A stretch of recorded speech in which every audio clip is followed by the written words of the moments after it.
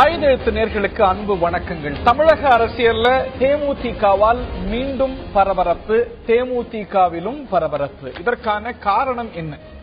தேமுதிகவை பொறுத்த வரைக்கும் திரு விஜயகாந்த், திருமதி பிரேமலதா, திரு சுதீஷுக்கு அடுத்தபடியாக அந்த கட்சியில ரெகக்னைசபிள் ஃபேஸா எல்லாராலும் அறிமுகமான ஒரு நபரா இருந்தவர் அந்த கட்சியுடைய கொள்கை பரப்பு செயலர், சட்டமன்ற கொறடா திரு சந்திரகுமார். அவர் இன்று பத்திரிகையாளர் மன்றத்தில் பத்திரிகையாளர்களை சந்திக்கிறார் அப்படின்னு திடீர் பரபரப்பு. ஒரு அறிவிப்பு வருகிறது.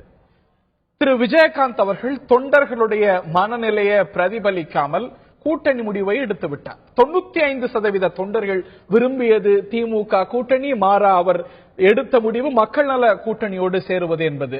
ஆக இது எங்களுக்கு ஏற்புடையதல்ல, நாளைக்குள் முடிவை மாற்ற வேண்டும், மறுபரிசீலனைக்கு உட்படுத்த வேண்டும், நாளைக்குள் முடிவை அறிவிக்க வேண்டும் என்று கெடு விதிக்கிறார்கள்.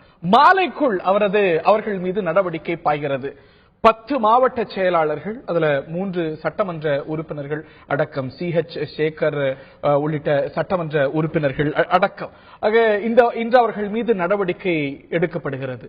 மக்கள் நல கூட்டணி தலைவர்கள் பகிரங்க குற்றம் சாட்டுகிறார்கள். திராவிட முன்னேற்ற கழகம் தான் தேமுதிகவை உடைக்க பார்க்கிறது, இது தவறான செயல், இது உள்நோக்கத்தோடு தேமுதிகவை பிளவுபடுத்த வேண்டும் என்று திராவிட முன்னேற்ற கழகத்தால செய்யப்படக்கூடிய ஒரு செயல் என்று அவர்கள் சொல்கிறார்கள். அப்படி வேறு ஒரு கட்சியுடைய நடவடிக்கையால் தொண்டர்கள் அவர்கள் விருப்பமின்றி இப்படி ஒரு முடிவுக்கு வர முடியுமா? எனில் தொண்டர்கள் மனநிலையில திமுக கூட்டணி அப்படிங்கறதான் முதற்கட்ட விருப்பமாக இருந்தது. அதற்கு மாறான ஒரு முடிவு தேமுதிக தலைமையால் எடுக்கப்பட்டதா, அல்ல திமுக பிளவுபடுத்துகிறதா? பல கேள்விகள் எழுந்திருக்கின்றன. தமிழக அரசியல் மீண்டும் தேமுதிகவால் சூடுபிடித்திருக்கிறது. தேமுதிக நிர்வாகிகளுடைய முடிவு சுயமா, தூண்டுதலா? விவாதிப்போம். இன்றைய ஆயுதெழுத்து நிகழ்ச்சியில் நம்முடைய பங்கேற்கிறார்கள் ஆளும் அதிமுகவுடைய தோழமை இயக்கமான தமிழ் மாநில முஸ்லீம் லீகுடைய தலைவர், கடையநல்லூர் தொகுதியில் வேட்பாளராக களமிறங்கப்பட்டிருக்கக்கூடிய திரு ஷேக் தாவூத் அவர்களை வாழ்த்துக்களோடு இந்த நிகழ்ச்சிக்கு வரவேற்கின்றோம். அதே போல நம்முடைய இணைகிறார் திரு அந்தரிதாஸ், மதிமுகவுடைய செய்தி தொடர்பாளர், அரசியல் விமர்சகர் டாக்டர் சுமன் சி ராமன் அவர்கள் இணைகிறார். மற்றும் நம்முடைய இணைகிறார் திராவிட முன்னேற்ற கழகத்துடைய செய்தி தொடர்புத்துறை இணைச் செயலாளர், திமுகவுடைய மற்றொரு ஃபயர் பிராண்ட் திரு பிரசன்னா அவர்கள். நால்வரையும் நிகழ்ச்சிக்கு வரவேற்கின்றோம். இன்னும் சற்று நேரத்தில் நம்முடைய பேராயர் எஸ்ரா சர்க்குணம் அவர்களும் இணைய இருக்கிறார்கள். என்னுடைய முதல் கேள்வி டாக்டர் சுமன் சி ராமன் அவர்களுக்கு, எப்படி அதிமுக ஜெயலலிதாவுடைய தலைமையை மையப்படுத்திய ஒரு லீடர்ஷிப் பார்ட்டியோ, அதே போல தேமுதிகவும் விஜயகாந்துடைய தலைமையை மையப்படுத்திய ஒரு லீடர்ஷிப் பார்ட்டியாக, லீடரை மையப்படுத்திய பார்ட்டியாக அறியப்படுகிறது. இதற்கு முன்பு பிளவுகளை தேமுதிக சந்தித்திருக்கிறது. இது மற்றும் ஒரு பிளவு. இந்த தருணத்துல தேர்தல் நெருக்கத்துல வந்திருக்கக்கூடிய இந்த ஒரு பிளவு அப்படிங்கிறது அவர்களை பலவீனப்படுத்துமா, இல்ல தேமுதிக ஒரு லீடர்ஷிப் பார்ட்டி, விஜயகாந்த் தான் அங்க பிரதானம், மற்றவர்கள்லாம் இம்மெட்டீரியல்ங்கிற அடிப்படையில் ஒரு பெரிய தாக்கத்தை ஏற்படுத்தாதா? கவனிக்க வேண்டிய விஷயம், CH சேகரோ, சந்திரகுமாரோ, பார்த்திபனோ அவரவர் பகுதியில செல்வாக்கு மிக்க, அந்த கட்சியுடைய செல்வாக்கை தாண்டி அவர்களும் ஒரு லோக்கல் லெவல்ல ஒரு லீடர்ஸா இருக்கிறவங்க. எனில் கட்சிக்கு தாக்கத்தை ஏற்படுத்தல, ஒரு பாதிப்பு ஏற்படுத்தும். தேமுதிகவை பாதிக்கும் அப்படிங்கிறது நிச்சயமாக உறுதியான ஒரு விஷயம். ஏன்னா ஒரு 10 மாவட்ட செயலாளர்கள் விட்டுட்டு போயிட்டாங்க, அதுவும் தேர்தலுக்கு 45 நாள் முன்னாடி விட்டுட்டு போறதுங்கிறது அவ்வளவு ஈஸியா, ஈவன் ஒரு பெரிய கட்சியா இருந்தா கூட அது ஈடு செய்யறது ரொம்ப கடினம். அந்த அடிப்படையில் பாத்தீங்கன்னா நிச்சயமா தேமுதிகவை பலவீனமாக்கும், அதுல மாற்று கருத்து இருக்கிறதுக்கு I don't think anybody will display. ஆனால் பிரீசிடென்ஸும் இருக்கு. 2006ல கேண்டிடேட்ஸ் விட்டு போயிருக்காங்க. 2009ல கேண்டிடேட் அறிவிக்கப்பட்ட பிறகு, தேமுதிக வேட்பாளர் அறிவிக்கப்பட்ட பிறகு மற்ற கட்சிகள் உங்களுக்கு அப்பெல்லாம் 8-9% பாத்தீங்கன்னா ஏற்கனவே 2 மாவட்ட செயலாளர்கள் ஏற்கனவே போயாச்சு திமுக. ஆக்சுவலா 10+2 12 வச்சுக்கோங்க. 12 மாவட்ட செயலாளர்கள் உங்களுக்கு ஆன் மாசா முன்னாடி போனதாக தேமுதிகவிலிருந்து போனதாக ஒரு சரித்திரம் இல்லை. 8 போனாங்க, அடுத்தடுத்து போனாங்க. 8 எம்எல்ஏக்கள் போகும்போது தேர்தல் அந்த காலகட்டத்தில் இல்ல, தேர்தல் முடிந்த பிறகு, தேர்தல் இல்லாத ஒரு காலகட்டம் 2009 தேர்தல். அப்பதான் 9-10% வாங்குறாரு அந்த தேர்தல். தேர்தல் இன்னார் தான் வேட்பாளர் அறிவிக்கப்பட்ட பிறகு அணி மாறுகிறார்கள். அப்போ அந்த தேர்தல் அவங்க வாங்கின வாக்கு சதவீதம் தான் இன்னி வரைக்கும் ஒரு ஷார்ட் ஆஃப்டர் போர்ஸா தேமுதிக இருக்காங்க ஹரி. ஆனா வாக்கு சதவீதம் நீங்க பேசுனீங்க இல்லையா, 10 குறைஞ்சு இந்த மாதிரி வந்து ஒரு நிலைப்பாடு தொடர்ந்து எடுத்துக்கொண்டிருக்கிறதுனால தான் வந்து இந்த வாக்கு வங்கி சரிஞ்சிட்டே வருதுங்கிறது ஒண்ணு. ரெண்டாவது, இந்த ரிபெல்ஸ் சொன்னது வந்து திருப்பி அவங்க என்ன சொல்றாங்க, கேப்டன் என்ன சொன்னாரு, ஒரு உறுதி கொடுத்தாரு, இந்த அரசை வந்து வீழ்த்துவதற்கு என்ன தியாகம். அதே ஸ்பீச்ல இன்னும் கொஞ்சம் நேரம் கழிச்சு அவர் திமுகவும் கடுமையா தாக்கிட்டு திமுகவுடன் அதிமுகவுடன் கூட்டணி நாங்கள் வைக்க மாட்டோம் சொன்னாரு. இந்த ஃபர்ஸ்ட் பார்ட் கேட்டுச்சு உங்களுக்கு, ரெண்டாவது பாகம் கேட்கலையா? சோ அது வந்து நிச்சயமா அவங்க சொல்றதுல முரண்பாடு. சொன்னாலும் கூட ஒரு ஆம்பிகுவிட்டி இருந்தது. இன்னைக்கு மதிமுகவோ பாமகவோ மிக உறுதியா சொன்னது திமுக அதிமுகவோட கூட்டணி கிடையாதுன்னு. ஆனா திரு விஜயகாந்த் பொறுத்த வரைக்கும் ஒரு சஸ்பென்ஸ் கடைசி கட்ட வரைக்கும் இருந்தது. there was an ambiguity. அவர் வந்து திமுகவோட சேர்றதுக்கான வாய்ப்பு இருக்கு அப்படிங்கிற ஊகங்களுக்கு இடம் இருக்கவே செய்தது. அதாவது நம்ம வந்து எப்படியும் வந்து அவர் போயிருவாரு அங்க அப்படின்னு ஒரு நம்பிக்கை, ஒரு எக்ஸ்பெக்டேஷன் அதிகமா இருந்துச்சே தவிர அவர் வந்து ஒரு ரொம்ப கடைசி 2 மாதத்துல ஓரளவுக்கு ஆம்பிகோஸா இருந்திருக்கலாமே தவிர அதுக்கு முன்னாடி தொடர்ந்து வந்து கடுமையாக ஒரே ஒரு 2 மீட்டிங்ல திமுகவை அதிகமா தாக்கல. அப்ப தாக்காத பட்சத்துல உடனே எல்லாரும் வந்து we jump to conclusion. எல்லா மீட்டிங்லயும் அதிமுக திமுகவை தாக்கி இருக்கிறாரு. ஆனா அந்த ப்ரொபோர்ஷன் பார்க்கும்போது அதிமுக ரொம்ப கடுமையா தாக்கப்பட்டது. திமுகவை இங்கும் அங்குமா அப்படின்னு தாக்கப்பட்டதுனால there is a chance அப்படிங்கிற ஒரு எண்ணம் தொண்டர்கள் அந்த எண்ணம் இருந்தது. பட் அடிப்படையாக இன்றைய சூழலில் நம்ம பார்க்கும்போது இந்த பிளவு அப்படிங்கிறது கிட்டத்தட்ட ஃபார்மலைஸ்ட். அது பிளவு நம்ம சொல்றோமா இல்லையாங்கிறது நாளைக்கு தான் தெரியும்.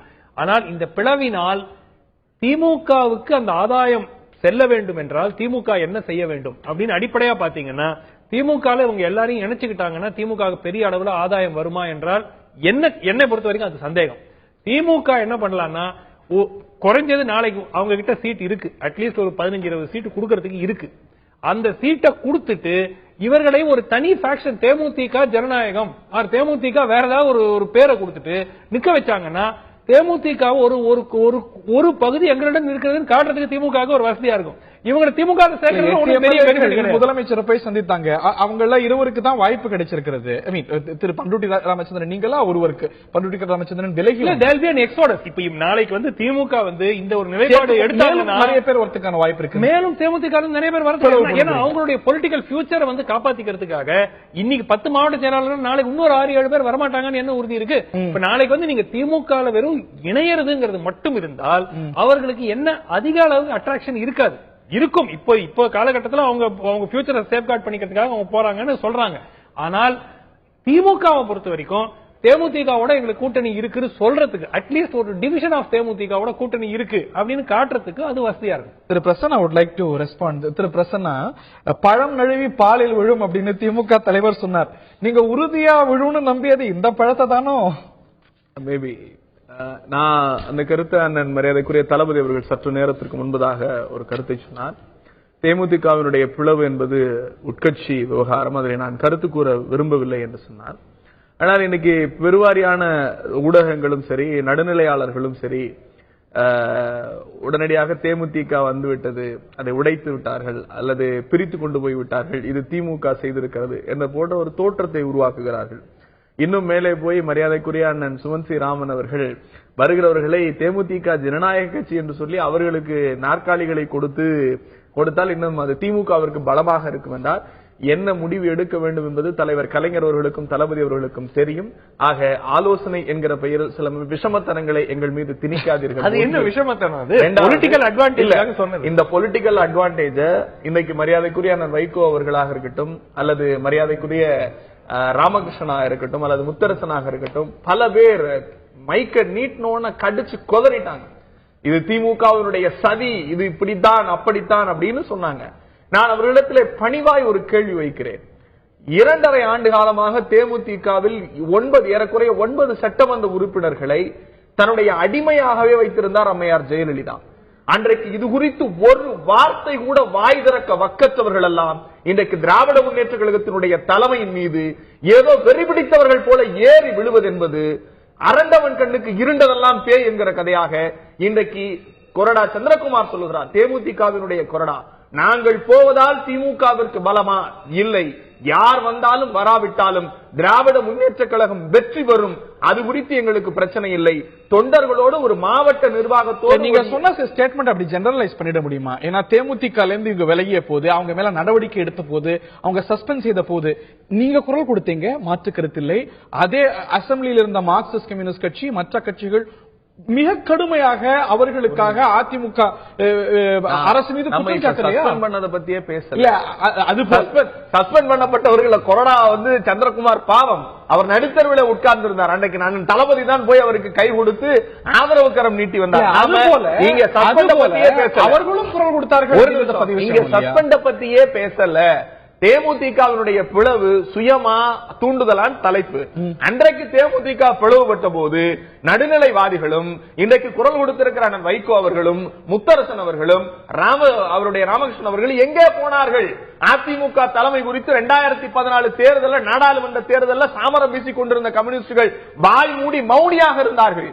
அதையெல்லாம் மறந்துட்டு இன்னைக்கு முத்தரசன் பேசுகிறார், அல்லது ராமகிருஷ்ணன் ஐயா மீது எனக்கு நிரம்ப மரியாதை இருக்கிறது, அவர் பேசுகிற வார்த்தையெல்லாம் ஒரு கண்ணியத்திற்குரிய அரசியல் தலைவராகத்தான் பேசுகிறாரா என்பதை அவர் மறுபரிசீலனை செய்ய வேண்டும். நான் வன்மையாகவே கண்டிக்கிறேன். ஒரு அரசியல் இயக்கத்தை எப்படி வேண்டுமானாலும் பதற்றலாம் என்கிற அளவிற்கு இன்னும் ஒருபடி மேலே போய் சொல்லுகிறேன். தலைவர் கலைஞர் சொல்லி இருக்கிறார், நான் இன்றைக்கு பெரியாரையும் அண்ணாவையும் பார்த்திராவிட்டால் நான் பொது உடைமைவாதியாகவே இருப்பேன் என்று. அந்த வார்த்தைக்காக அவர்கள் பேசியதை மன்னித்தவர்களுக்கு கண்ணியத்தோடு நான் பதிலளிக்க கடமைப்பட்டேன். சந்தேகத்துக்கான முகாந்திரம் எழுது இல்லையா? அவங்க வேற ஏதோ கட்சிக்கு போய் சேர்ந்தா உங்களை நோக்கி குற்றச்சாட்டு வராது. விலகக்கூடிய மாவட்ட செயலாளர்கள் நேரடியா அறிவாலயத்துக்கும் கோபாலபுரத்துக்கும் தான் வராங்க. இவர்களும் கூட விலகுவதற்கான காரணம் அல்ல, ஒரு அல்டிமேட்டம் கொடுப்பதற்கான காரணமா, ஒரு கெடு கொடுப்பதற்கான காரணமா திமுக கூட்டணியில சேர்றதா மறுபரிசீலனை செய்யணும் அப்படிங்கும்போது இயல்பா அந்த சந்தேகம் உங்களை நோக்கி தானே எழும். இந்த சந்தேகம் உங்களை போன்றவர்களுக்கு பொதுப்படையான சந்தேகமாக இருந்தாலும் அதை விளக்க வேண்டிய இடத்திலே நான் கடமைப்பட்டவனாக இருக்கிறேன். ரெண்டு விஷயம். தேமுதிகவிலிருந்து விலக்கப்பட்டவர்கள் பேட்டியிலே சொல்லுகிற போது அண்ணன் சந்திரகுமார் சொல்லுகிறார், யார் வந்தாலும் வராவிட்டாலும் திமுக வெற்றி பெறும், தலைவர் கலைஞர் முதலமைச்சர் ஆவார். ஒன்று, இது அவருடைய பொது பார்வை. ஏன் இவர்கள் அங்கிருந்து விலக்கப்பட்டவர்கள் அல்லது விலகி வருகிறவர்கள் கோபாலபுரத்திற்கோ அல்லது அறிவாலயத்திற்கோ வருகிறார்கள் என்று சொன்னால், அந்த தலைமை ஒரு தலைமை எடுக்கிற முடிவு தொண்டர்களுடைய மனநிலையை, என்ன ஓட்டத்தை புரிந்து கொள்ளாமல் அவர்களிடத்திலே ஒரு வாக்கியத்தை சொல்லிவிட்டு இந்த தலைமை ஒரு தவறான முடிவு எடுக்கிற போது அவர்கள் நடுத்தருவில் நிற்கிறார்கள். அவர்களுக்கு அறிவாலயம் தான் தாய்க்கழகமாக இருந்து அவர்களை ஆதரிக்கிறது. இதே போல ஒரு நிகழ்வை ஜெயலலிதாவை சந்தித்த போது ஏன் நீங்க அப்படி பார்க்கல?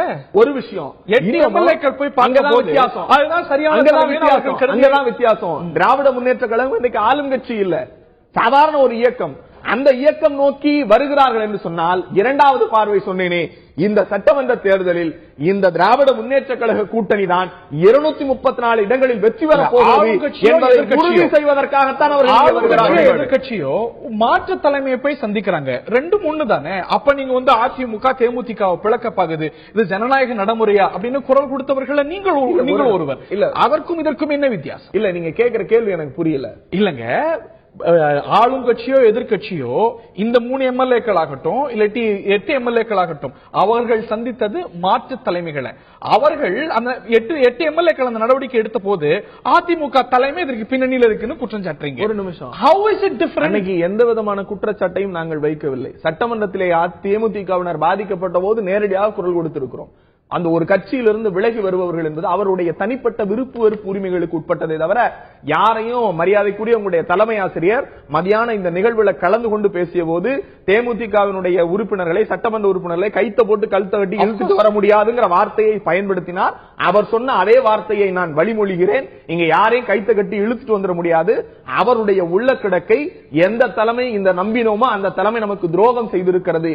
இனிமேல் நாம் ஏற்றுக்கொள்ள இருக்கிற தலைமை நம்மை நம்பிக்கையோடு வைத்திருக்கும் என்கிற நம்பிக்கை என்கிற நார் மட்டும் நம் கையில் இருந்தால் உதிர்கிற பூக்கள் கூட நம்மளை ஒட்டி கொள்ளும் என்று கவிக்கோ சொல்லுவார். அந்த வரிகளைத்தான் நான் நினைவுபடுத்த விரும்புகிறேன். திரு அந்தரிதாஸ், அதுதானே இன்னைக்கு இந்த தேமுதிக நிர்வாகிகள் இழுத்து வரப்பட்டார்கள், இல்ல கவரப்பட்டு வந்திருக்கிறார்கள், திமுக உடைக்க பார்க்கிறது அப்படின்னா இவர்கள்லாம் தொடர்ந்து அந்த இயக்கத்தில் இருக்கிறாங்க. இந்த ஒரு நிலைப்பாட்ட தேமுதிக தலைவர் அறிவிச்சிருக்கக்கூடிய ஒரு சூழ்நிலையில அவர்கள் விரும்பாமல் எப்படி இன்னொரு இயக்கம் அவர்களை இழுக்க முடியும்? ஒரு பலவீனப்பட்டு உடைக்கிறார்கள் அப்படின்னு வைத்துக் கொண்டால் திமுக உடைக்கிறது அப்படின்னு வைத்துக் கொண்டாலும் கூட எதை உடைக்க முடியும்? பலவீனமா இருக்கக்கூடிய ஒரு அமைப்பை, இல்லாட்டி சஞ்சலம் இருக்கக்கூடிய ஒரு அமைப்பை. குறை அங்க இருக்கிறது, பிரச்சனை அங்க இருக்கிறது சேர்த்து பார்க்கணும். அதாவது ஒரு நிகழ்ச்சியை சொல்லிட்டு உங்களுடைய கேள்விக்கான பதிலுக்கு நான் வருகிறேன். 49 பொழுதிலே கடலூர்ல திராவிட கழகத்தினுடைய கூட்டம், பொதுக்கூட்டம் நடக்குது. தந்தை பெரியார் வர்றாரு. தலைமை ஏற்று குருசாமி என்ற வழிமொழிந்து முன்மொழிந்து தலைமை ஏற்க சொல்றாங்க. குருசாமி மைக்க பிடிச்ச உடனே முதல்ல சொல்றாரு, தந்தை பெரியாருடைய முடிவுகள் எனக்கு திருப்தி இல்லாத காரணத்தால், சர்வாதிகார ரீதி இருக்கின்ற காரணத்தால் நான் கட்சி விட்டு போகிறேன் போகிறார். அடுத்து வரவேற்புரையை கூப்பிடுறாங்க. வரவேற்புரையும் இது மாதிரி சொல்றாரு, இவர் வந்து இஷ்டத்துக்கு முடிவெடுத்துக் கொள்கிறார், இதை எனக்கு ஒப்புதல் இல்லைன்னு சொல்லிட்டு அவரும் போகிறார். 3வது ஆள் வாரத்துக்குள்ள பெரியாரே மைக்க பிடிக்கிறார். அதாவது இது வந்து எல்லா ஒரு கட்சி தொடரையும் கேட்டு நான் முடிவெடுக்க முடியாது, நிர்வாகிகளை சக நிர்வாகிகளை கலந்து பேசிவிட்டு தான் முடிவெடுக்க முடியும். என்னை நம்பி தான் கட்சியை நடத்துகிறேன் தவிர இவர்களை எல்லாம் நம்பி கட்சி நடத்தவில்லை. என்னை யார் யார் பிடிக்கிறார்களோ அவர்களாம் மைக் முன்னாடி வந்து சொல்ல தேவையில்லை, எல்லாம் மொத்தமா போயிடுங்க அப்படின்னார். எந்த கட்சியாக இருந்தாலும் எந்த ஒரு தனி மனிதனையும் நம்பி கிடையாது, யாருக்காக உருவாக்கப்பட்டதோ அவர்களை நம்பித்தான். men may come, men may go, I go for ever என்று ஒரு ஓடை சொன்னதை போல மனிதர்கள் வருவார்கள் போவார்கள், ஆனால் நான் ஓடிக்கொண்டே இருப்பேன். அந்த ஓடையிலே சில நேரத்தில் சலசலப்பு வரலாம். எந்த கட்சியிலே சலசலப்பு இல்லைன்னு சொல்லுங்க. ஒரு பழம்பெரும் தலைவர் பழம் பெறா தலைவராகிவிட்ட காரணத்தால் பழம் கனிந்து விட்டது, நம்முடைய பாலிலே விழவில்லை என்பதற்காக பழம்தான் விழவில்லை, குறைந்தபட்சம் தோலையாவது எடுத்துக்கொள்வோம் என்பதற்கான எத்தனையோ அடுக்கடுக்கான உதாரணங்களை எங்களால் சொல்ல முடியும். நாங்களே பாதிக்கப்பட்டிருக்கிறோம். செப்டம்பர் 15ஆம் தேதி மாநாடு, திருப்பூர்ல மாநாடு. முந்தின நாள் பாலவாக்கம் சோமு வர்றாரு. நாங்க அன்னைக்கு வந்து திராவிட இயக்கத்துடைய கடைசி கையிருப்புன்னு சொன்ன டாக்டர் மாசுராமி சொன்னார். அடுத்த நாள் பிரஸ் மீட் மறுபடியும் அறிவாலயத்துக்கு போறாரு. ஆக இதெல்லாம் வந்து கேட்டஸ் கம் அவுட் நவ். ஏன்னா சந்திரகுமார் அவர்கள் இந்த கூட்டணியை அறிவித்த பொழுது, தேமுதிக மக்கள கூட்டணியை அறிவித்த பொழுது அந்த நிகழ்ச்சியுடைய தொகுப்பாளர். அது மாத்திரமல்ல, 28, 29, 30 ஆகிய தேதிகளிலே நடந்த 5வது கட்ட பரப்புரையிலே சாத்தூரிலே, அருப்புக்கோட்டையிலே, பரமக்குடியிலே, நாகர்கோயிலே, பாளையங்கோட்டையிலே கலந்து கொண்டு என்ன பேசினார் என்பது உங்களுக்கு உங்களுடைய பதிவில் நீங்க போட்டு பாருங்க. நீங்க பாயாசத்திலே பாயசம் எடுக்கிறவங்க, ஆக அதெல்லாம் நீங்க ஆராயம் இருக்க மாட்டீங்க. இன்றைக்கு அந்த சந்திரகுமார் கொடுத்த பேட்டி மறுபடியும் ஒருத்தர் ஒளிபரப்பாருங்க. அதுல தெளிவாக சொல்லிவிட்டார், கலைஞர் இன்றைக்கு சிஎம் முதலமைச்சராவது தவிர்க்க முடியாது, கண்டிப்பாக அவர் தான் வருவார்னா ஒரு கட்சியிலே இருந்து கொண்டு இன்னொரு கட்சியுடைய தலைவரை அவர் சிஎம் வருவார் என்று சொன்னார். கேட்டஸ் கம் பூனை குட்டி வெளியே வந்து விட்டது. சரி, இப்போ வந்து மதிமுகவை உடைக்க பார்த்துச்சு, தேமுதிகவை உடைக்க பார்க்குது, இது வந்து திமுக பின்னணியில் இருக்கு அப்படின்னா அதுதான் நான் கேட்கிறேன். அவர்களுடைய விருப்பம் இல்லாம ஒரு கட்சியால் அதை செய்ய முடியுமா? நீங்க சந்திரகுமாரை குற்றம் சாட்டுவது எப்படியோ அது போல திராவிட முன்னேற்ற கழகத்தை சாட்டுறீங்க. திரு சந்திரகுமார் அப்படி பேசினாரு, இன்னைக்கு இப்படி நடந்துக்கிறாருன்னு கேட்கிறீங்க. அது போலவே பேசினார், இன்னைக்கு இப்படி பேசுறாரு. சரி, திமுக இதுக்கு பின்னணியில் இருக்கிறது, அவங்க டாக்டர் பண்ணித்தான் இது நடக்குது அப்படிங்கிறதுக்கான என்ன ஆதாரம்? அப்படியே அது உண்மை அப்படின்னு வைத்துக் கொண்டாலும் ஏன் மார்க்சிஸ்ட் கம்யூனிஸ்ட் கட்சி, இந்திய கம்யூனிஸ்ட் கட்சி இவங்கள நாட்கள் வெளியில வரல? அது அவங்க கூட்டணியை முழுமையாக ஒத்துக்கொண்டார்கள். இவர் வந்து 23ஆம் தேதி நடந்த நிகழ்வுக்கு 13 நாள் பொறுத்து யார் ரியாக்ட் பண்றாரு? திரு சந்திரகுமாரை பத்தி கேட்கிறீங்க, அவர் அன்னைக்கு ஏன் பேசுற, இன்னைக்கு ஏன் பேசுறாரு? ஒரு விருப்பம் இல்லாம அவங்க தரப்புலயுமே ஒரு அதிருப்தி இல்லாம இவ்வளவு பேர் வருவாங்களா? இவர்னால அணி சேர்த்துட்டு இருந்தாங்க. 10 நாள்ல இந்த பேரம் எல்லாம் நடந்து கொண்டு அணி சேர்க்கைக்கு சந்திரகுமார் அவர்கள் இருந்தார்கள். அவர் வந்து கூட்டங்களுக்கு எல்லாம் செல்கின்ற காரணத்தால் அவர் மீது ஒரு சந்தேக பார்வை விழவில்லை என்கின்ற காரணத்தால் தான் இது வந்து ஒரு நாயன நாடகம் போல நடந்து கொண்டு இருக்கிறது. அந்த நாடகத்துடைய கிளைமாக்ஸ் இன்றைக்கு அரங்கேறி இருக்கிறது. திரு பிரசன்ன அண்ணன் பேசுற போது டப்புன்னு தலைவர் கலைஞரை பத்தி ஒரு விமர்சனம் வச்சாரு. அந்த விமர்சனத்தை அவர் திரும்ப வாங்கிக்குவாருன்னு நினைக்கிறேன். அப்புறம் வாங்கலைன்னா நான் ஒரு விமர்சனம் வைக்க வேண்டிய கட்டாயத்தில் இருக்கேன். எங்கள் தலைவர் கலைஞரை தமிழ்நாட்டு மக்கள் கசக்கி போட்ட குப்பைகளாக இருக்கிற கட்சிகள் எல்லாம் விமர்சனம் செய்ய வேண்டிய அவசியம் இல்லை. பேரம் படிந்து விட்டது. பேரம் படிந்து விட்டது. நீங்க பேசுறப்ப நான் பேசல, அப்புறம் நீங்க பேசுங்க.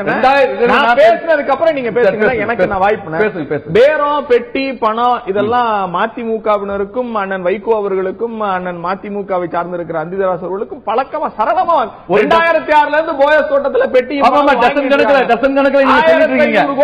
பெட்டி, ஆமா, ஊழலின் உச்சத்தை தொட்ட உங்களுக்கு அதை பற்றி பேசுகிற யோகியதை கிடையாது. அதை பற்றி பேசுகிற யோகியதை கிடையாது. மக்கள் கசைக்கப்பட்ட உண்மை சொல்றாங்க. அவங்க கசைக்க இவங்க வந்து பழுத்த பழம் சொன்னா நீங்க பேசும்போது நான் குறுக்க பேசலாம். உங்களை நான் அளவு வேண்டாம். நீங்க பேசுறப்ப நான் சும்மா இருந்தேன். நீங்க பேசுறப்ப நான் சும்மா இருந்தேன். இது ஆரோக்கியமா போவாது. இந்த தருணத்துல நான் இடைவெளி எடுக்கிறேன். இவரு நாகரிகமா பயன்படுத்தணும் சார் வார்த்தைகளை. இன்னும்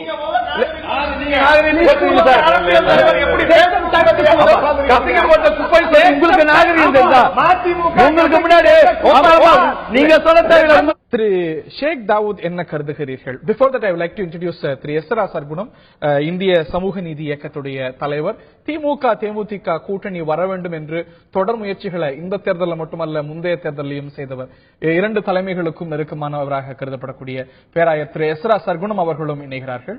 அவரையும் இந்த நிகழ்ச்சிக்கு வரவேற்கின்றோம். திரு ஷேக் தாவூத், இவர்களுடைய இந்த ஒரு முடிவு குற்றஞ்சாட்டப்படுவது போல தூண்டுதல் அப்படின்னு கருதுறீங்களா, அல்ல சுயமா அவர்கள் விருப்பப்பட்டு இந்த முடிவை எடுத்துட்டதா நினைக்கிறீங்களா?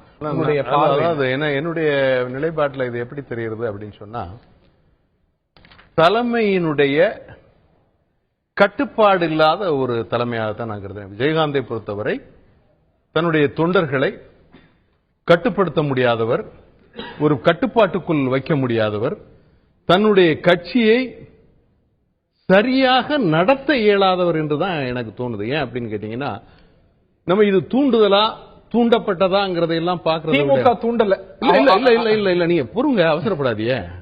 தூண்டுதலா தூண்டப்பட்டதாங்கிறத பாக்குறத விட பலவீனம் இருக்கின்ற பொழுது யார் பலம் கொடுத்தாலும் சாப்பிடுவாங்க. இப்போ ஏண்டா ஒருத்தன் பசியா கொஞ்சம் நான் முழுமையா முடிச்சுக்கிறேன், அப்புறம் நீங்க கேளுங்க உங்க கேள. அதாவது பசியோட இருக்கிறவனுக்கு எவ்வளவு நாள் பசியா இருப்பான், அவனுக்கு அது தேவை இருக்கு. அப்படிங்கும் போது யாராவது பழத்தை காட்டினா அதை வாங்கி சாப்பிட்டுருவான். அதனால இந்த பசியை போக்க வேண்டியது யாருடைய கடமையா இருக்கு?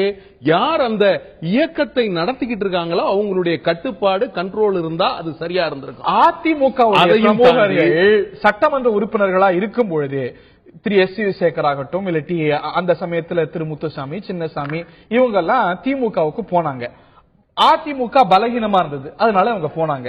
தலைமை அவங்களுடைய அபிலாஷைகளை நிறைவேற்றல, பலவீனமா இருந்தது, அதனால போனாங்கன்னா பொருள் இல்ல. இந்த இடத்துல சில அடுத்த கட்டம் நான் சொல்றதுக்குள்ள நீங்க கேள்விக்கு புரிதலுக்காக நான் கேட்டேன். ரைட், நான் உங்களுக்கு சொல்றேன்.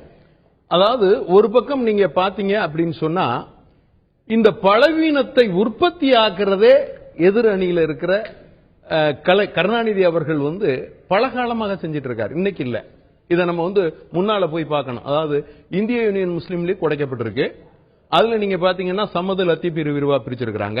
அதுக்கப்புறம் காலங்கள்ல நீங்க பாத்தீங்கன்னா பாட்டாளி மக்கள் கட்சியிலிருந்து தீரன மாறனவர்கள் அவர் தலைமையில் இருக்கும்போது அவர் கொண்டு வந்திருக்காரு. சமத்துவ மக்கள் கட்சி அதாவது இப்படி, அதாவது நீங்க தொடர்ந்து நான் சொல்லி வர்றேன், இப்படி பல காலங்கள்ல பல கட்சிகளை பல நிலைகள். இன்னைக்கு நீங்க பாத்தீங்கன்னா அந்த மனிதநேயல் மக்கள் கட்சி கூட அந்த அளவுக்கு அது உடைஞ்சிருக்கு. அப்ப இப்படி எல்லா கட்சிகளும் உடைகிறதுக்கும் அந்த உடைஞ்ச கட்சிகளை அணைத்துக் கொள்வதற்கும் ஆதரவு தருவதற்கும் இத முன்னால பிராக்டிஸ், அதாவது பழக்கத்துக்கு கொண்டு வந்தவர் அப்படின்னு சொன்னா கருணாநிதி அவர்களை தவிர எம்எல்ஏக்கள் முதலமைச்சர் அவங்களும் அதுல நீங்க தெளிவா இருக்கணும். 8 எம்எல்ஏக்கள் அவங்க விரும்பி அவங்களுடைய விருப்பத்தோட எந்த விட போர்ஸ் அவங்கள உடனே நம்ம சொல்றாங்க. அதாவது அதான் நான் சொன்னேன், பலவீனம் இருந்தால் அது இருக்கு. அப்ப அந்த அவங்களுடைய விருப்பத்தோட கடைசி வரை அவங்க அதுல இருந்து அப்புறம் ரிசைன் பண்ணிட்டு அதுக்கப்புறம் இந்த கட்சியில சந்திரகுமார் யாராவது கத்தி முனையில கூட்டிட்டு இல்ல, கத்தி முனையில கூட்டி போறது இல்ல. அதுதான் தம்பி அருமையாக சொன்னாரு பாண்டே அவர்களுடைய கருத்தை தம்பி பிரசன்னா அவர்கள் அருமையாக சொன்னாரே, கழுத்துல யாரும் கயத்தை போட்டு கூட்டிட்டு வந்துட முடியாதுங்கிறத தம்பி பிரசன்னா அவர்கள் கூட அருமையாக சொன்னார். ஆனால் இது கழுத்துல கயிறு போடுறது இல்ல, முன்னால இறையை காட்டி ஆட்டுக்குட்டியை கூட்டிட்டு போறது. அப்ப அந்த இறை காட்டுறவங்களும் கொஞ்சம் யோசிக்கணும். அதாவது இது ஜனநாயக நாடு. அதிமுக எடுத்துட முடியுமா? வேற கட்சி கூட இல்ல, இதே தேமுதிக எம்எல்ஏக்கள் 8 பேர் அதிமுக தமிழக முதலமைச்சரை சந்திக்கிறாங்க. அவங்கள 2 பேருக்கு சீட்டு கொடுக்கப்படுது அதிமுக. நீங்க அதுல ஒரு விஷயம் தெளிவா 8 பேர் ஒரே நாள்ல ரிசைன் பண்றாங்க, ஒரே நாள்ல ஒரு இரவுல. எதிர்கட்சி தலைவர் எவ்வளவு காலம் அவங்க எம்எல்ஏவாவே இருந்தாங்க, நீங்க அதை சொல்லுங்க. எவ்வளவு காலம்? அதாவது கடைசி கட்டத்துல அதாவது பல முறை அவங்க போய் மாண்புமிகு தமிழக முதல்வர் புரட்சி தலைவி அம்மா அவர்களை பார்த்து கெஞ்சுன்னு கெஞ்சினதுக்கு அப்புறம் சரி இப்படி கட்சியில சேர்றன்னு வர்றாங்களே அப்படிங்கிறதுக்காக அது அம்மாவுடைய கொள்கையை பிடித்து அவர்களாக அதை பண்ணிக்கிறாங்க. அதைத்தான் நம்ம இல்ல, அது நீங்க இந்த காலகட்டங்கள்ல பேசுறதை விட முன்னால உள்ள காலகட்டங்களை எல்லாம் பாருங்க. பாத்தீங்கன்னா இதற்கு வழிகாட்டியாக, அதாவது மூத்த தலைவர் நம்ம எல்லாரும் சொல்ற மாதிரி இதற்கு வழிகாட்டியாக கருணாநிதி அவர்கள் இருக்காங்க. அதாவது ரெண்டு பாயிண்ட் அவர் சொல்றதுல வந்து தேமுதிக இருந்து அந்த எம்எல்ஏக்கள் வந்து அதிமுக முன்னாடியே சேர்ந்திருந்தாங்கன்னா பதவி எழுந்திருப்பாங்க, எம்எல்ஏ பதவி போயிருக்கும். அதனால வந்து ஒண்ணு. கட்சித்தாவலையும் அத இன்னும் சில எம்எல்ஏக்களும் ஒரு காலகட்டத்தில் முன்னாடியே வரத்துக்கு தயாராக இருந்தாங்க. அப்போ அதிமுக அவர்களை ஏன் வரவழைக்கவில்லை என்றால் அதற்கு காரணம் வந்து பிரதான எதிர்க்கட்சியாக திமுக வேண்டாம் அப்படிங்கிற ஒரு எண்ணத்தில் இருந்ததுனால அவங்க வந்து அவங்கள வரவேற்கல. இல்லாட்டி கட்சி அந்தஸ்து கொடுக்காமல் இருக்கக்கூடிய உரிமை சபாநாயகருக்கு இருந்திருக்கு. ஆனாலும் தேமுதிகவை முழுமையாக பலவீனமாக ஆக்கிவிட்டால் ஓரளவுக்கு திமுக ஒரு சாதகமாக அமைஞ்சிரும் அப்படிங்கிற சட்டமன்றத்தில் அந்த அடிப்படையில தான் வந்து, இல்லாட்டி அந்த 1/3 ஸ்ட்ரென்த் ஆஃப் எம்எல்ஏஸ் தாண்டி ஸ்பிளிட் பண்றதுக்கு அதிமுகவால் முடிந்திருக்கும். ஆனா ரொம்ப சுருக்கமான கருத்து வந்து ஒரு விஷயத்த சொன்னாங்க, திமுகவுக்கு தான் இதுல அதிகமா இருக்கும்னு. நான் அவர் சொன்ன வரலாறை விட எனக்கும் நிறைய வரலாறு தெரியும், அதையும் நான் சொன்னா நேரம் இருக்கு. அதை நான் ஒரே வரியில சொல்லிடுறேன். திமுக சார்பாக அண்ணன் கொறடா சந்திரகுமார் பேசிவிட்டார் என்பதற்காக திமுக செய்தால் அது ரத்தம் என்றும், அதிமுக எவ்வளவு செஞ்சாலும் அது வெறும் தக்காளி சட்னின்னு பேசுறதுக்கு ஐயா ஷேக் தாவூதால ரொம்ப முடியும். ஆக இத்தோடு இதை விட்டுட்டு ஆட்டுக்குட்டி எது இறை எது, இன்னைக்கு வெட்டப்பட்டு இருக்கிற ஆடுகள் யார் யாருன்னு பாத்தீங்கன்னா அண்ணன் வேல்முருகன், அண்ணன் ஜான் பாண்டியன், அண்ணன் மரியாதைக்குரிய டாக்டர் சேதுராமன், இன்னும் சொல்ல போனால் அண்ணன் புரட்சி பாரத ஜெகன்மூர்த்தியா, என்ன ஃபாரூக் பிளாக்கினுடைய கதிரவன், இல்லையே வரிசையா சொல்லலாம். இங்கே யார் வந்தாலும் இது தாய் கழகம் தலைவர் கலைஞர் ஒரு தாயுள்ளம் கொண்டவர். எத்தனை முறை எதிர்த்து பேசினாலும் அவர்கள் கோபாலபுரம் வீடு வருகிற போது அது அண்ணன் வைகோவாக இருந்தாலும் தோளோடு தோள் இணைக்கிற ஒரு தன்மானத்தினுடைய உச்சம் கொண்ட கருணை உள்ளம் கொண்ட தலைவர் கலைஞர். திரு ஷேக் தாவூத் ஒரு சுருக்கமான பதில். அதாவது கேட்கறதுக்கும் சொல்றதுக்கும் தம்பி பிரசன்னா சொல்றது கேட்கறதுக்கும் சொல்றதுக்கும் ரொம்ப பொருத்தமாக இருக்கும்.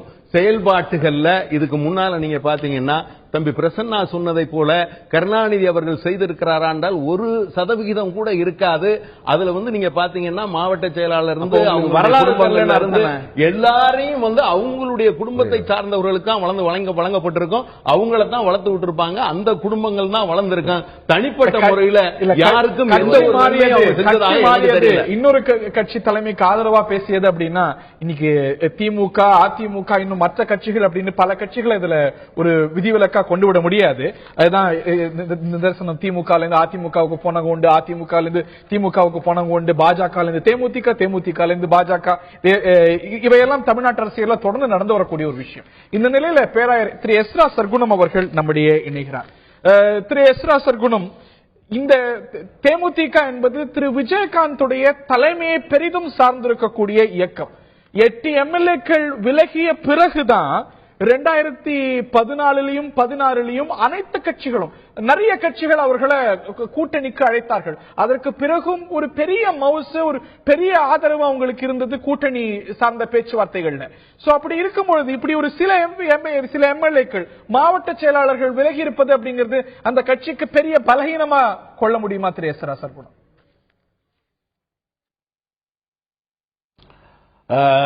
அதான் மொத்தத்தில் இப்பொழுது பேசிக் கொண்டிருக்கக்கூடிய காரியம் என்னவென்று சொன்னால், இது இயல்பாகவே அவர்கள் கட்சியை விட்டு வெளியே வருகிறார்களா அல்லது எங்கிருந்தோ தூண்டப்பட்டார்களா அல்லது வேறு ஏதாவது கொடுத்து அவர்களை ஆசை காட்டி அவர்களை அழைத்து வந்திருக்கிறார்களா என்ற கேள்விதான் இல்லையா? அதனால அதை பார்க்கிற விஷயத்துல இவர்களெல்லாம் சிறு குழந்தைகள் அல்ல, இதுவரை விசுவாசமாக இருந்தவர்கள். அது மாத்திரமல்ல, இப்பொழுது அவர் சேர்ந்திருக்கின்ற அந்த அணியிலே முதலாவது கேப்டன் அணி என்று சொல்லி அவர்கள் பெயரை மாற்றிக் கொண்டார்கள். இல்லை இல்லை என்று சொல்லி இப்பொழுது பழைய பெயரை வைத்துக் கொண்டிருக்கின்றார்கள். இந்த அணியிலே அவர்களுக்கு ஏறத்தாழ ஒரு 120 சீட்டு வரைக்கும் அவர்களுக்கு கிடைச்சி இருக்கிறதுல எல்லாருக்கும் அவங்களுக்கு தான் அதிகம் கொடுத்திருக்கலாம். அதனால இவர்களுக்கு ஆளுக்கு ஒன்று எடுத்துக்கொள்ளலாம். ஆனால் இவர்கள் அடிப்படையில இவர்களுக்கு நான் நினைக்கிறேன் வைகோ மேல எந்த நம்பிக்கையும் இல்லை.